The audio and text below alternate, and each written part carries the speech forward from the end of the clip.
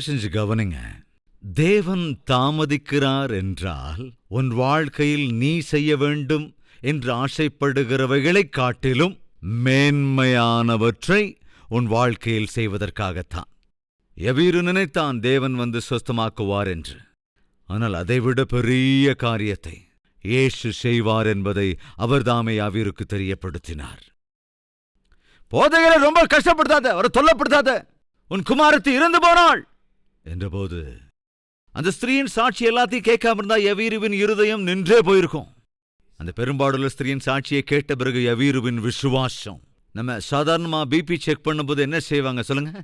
அந்த பம்ப் அப்படியே அழுத்த அந்த மேல அது மேல அப்படி மேல இன்னும் கொஞ்சம் மேல போய் சேர வேண்டிய இடத்துக்கு போய் சேர்ற வரைக்கும் அதை அழுத்திக்கிட்டே இருக்கணும். அது சேர வேண்டிய இடத்த சேர்ந்ததுக்கு அப்புறம் தான் செக்கிங் ஆரம்பிக்கணும். உன்னுடைய விசுவாசமும் சேர வேண்டிய ஸ்தானத்தை எட்டியதற்கு பிறகுதான் உன் வாழ்க்கையிலும் அற்புதமும் ஆரம்பமாகும். அந்த நாளிலே யவீருவுக்கு போதுமான அளவுக்கு விசுவாசம் இருக்கவில்லை. அந்த விசுவாசத்தை பெருக்குவதற்காகத்தான் தேவன் அங்கே தாமதித்தாருங்க.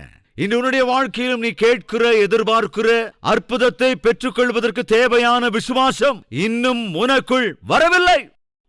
எனவேதான் தேவன் உனக்கு ஒரு வாய்ப்பை தருகிறார் உன் விசுவாசத்தை நீ வளர்த்துக் கொள்வதற்கு. விசுவாசிக்கின்றவனுக்கு எல்லாம் கூடும் அப்படின்னா அந்த விசுவாசனுக்கு எங்க? உனக்குள் அந்த விசுவாசம் இல்லாததால் தான், அவிசுவாசத்தோடு இருக்கிறதால் தான் அற்புதத்தை நீ பெறாமல் இருக்கிறாய். எனவே தேவன் உனக்கு டைம் கொடுக்கிறார். எதற்கு? உன் விசுவாசத்தை பெருக்கிக் கொள்வதற்காக. அந்த தாமதத்திற்கு பின்னால் இருக்கும் ரகசியம் என்னவென்றால், தேவன் யவீருவுக்கு விசுவாசத்தை பெருக்கிக் கொள்ள ஒரு வாய்ப்பை தரும் விதத்திலே அந்த சாட்சி எல்லாவற்றையும் கேட்கும்படி செய்தார். எப்பொழுது அந்த ஸ்திரீயின் சாட்சியை யவீரு மொத்தமா கேட்டானோ அவனுடைய விசுவாசம் பூஸ்ட் ஆயிடுச்சு. ஐயா, உன் மகன் செத்து போயிட்டாயா அப்படின்னு சொன்னப்போ இருதயம் நின்னு போகல. காரணம் என்னன்னா, விசுவாசம் வேண்டிய ஸ்தானத்தை எட்டிடுச்சு. ஏசு என்ன செய்தார்? பயப்படாத, விசுவாசம் உள்ளவனாயிரு, உன் மகள் ரட்சிக்கப்படுவாள் என்றார். ஏசு அவன் வீட்டுக்கு போனார். வீட்டுக்கு போன உடனே அங்க அழுது கொண்டிருக்கிறவர்கள் அழுது கொண்டிருந்தார். ஏன் அழுது கொண்டிருக்கிறீர்கள்? இந்த மகள் சாகவில்லை. கிறிஸ்தவ ஆவிக்குரிய சித்தாந்தம் என்னவென்றால், மரணம் என்பது பிறருக்கு முடிவு, ஆனால் மரணம் என்பது கிறிஸ்தவனாகிய உனக்கும் எனக்கும் இளைப்பாறுதல், ஓய்வு என்ற விஷயத்தை மறந்துடக்கூடாது.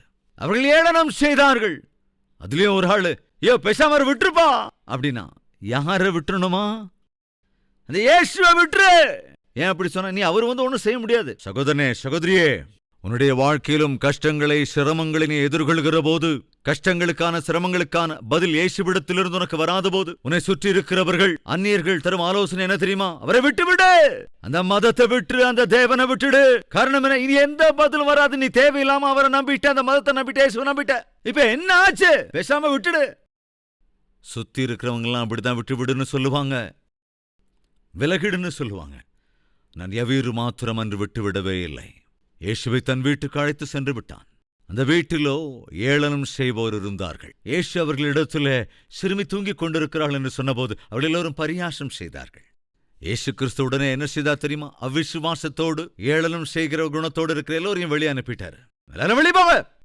அவர்கள் வெளியே போக பண்ணினார். அப்படின்னு என்ன அர்த்தம்? இவங்க எல்லாரையும் முதல்ல வெளியே அனுப்புங்க. கவனிங்க, அவ்விசுவாசிகள், பரியாசம் பண்ணுவோர், தேவனுடைய அற்புதத்தை காண்பதற்கு அருகதையற்றவர்கள். தேவன் அவர்கள் வாழ்க்கையில ஆச்சரிய காரியங்களை அவர்கள் கண்களால் காண விடமாட்டார். நீ உன் கண்களால் அற்புதங்களை பார்க்க வேண்டுமென்றால் என்ன தேவை தெரியுமா? விசுவாசம் தேவை.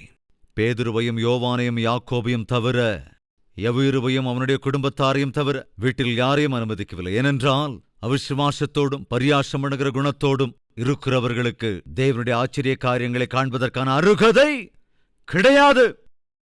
விசுவாசிக்கிறவர்களைத்தான் தேவன் அவர்களின் விசுவாசத்தை கனப்படுத்துவார், தம்முடைய அற்புதங்களை காண பண்ணுவார். ஆசையோடு இருக்கிற ஜீவனை தேவன் திருப்திப்படுத்தினார். உனக்கு ஆசை இருக்குதா? இந்த குறிப்பிட்ட அற்புதத்தை தேவனின் வாழ்க்கையிலே செய்ய வேண்டும் என்ற ஆசை உனக்கு இருக்கிறதா என்றால் கவனி, என் தேவன் விரைவிலேயே உன்னுடைய ஜீவனை திருப்திப்படுத்த போகின்றார். விசுவாசிக்கிறவர்கள் என்னோட கூட ஜெபத்திலே ஒருமனப்படுகின்றீர்களா? வாருங்கள், விசுவாசத்தோட கூட ஆண்டவரை நோக்கி பார்க்கலாம்.